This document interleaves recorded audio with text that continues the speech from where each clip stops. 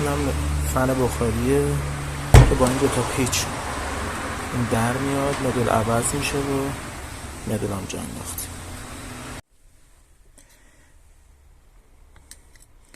تعمیر مدل بخاری سمند 405.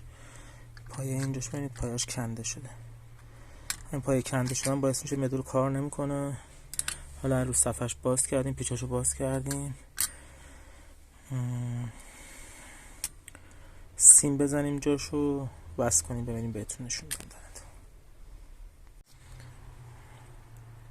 سیمو دو رشته کردیم زدیم داخلش به عنوان پایه، مثل این پایه اینور ببین فقط این پایه سوکتی شد. این پایه سیمه، با سیم وصل میکنی و در ادامه کار مدل شروع میکنه کار کردن. ایرادش تنها این بود.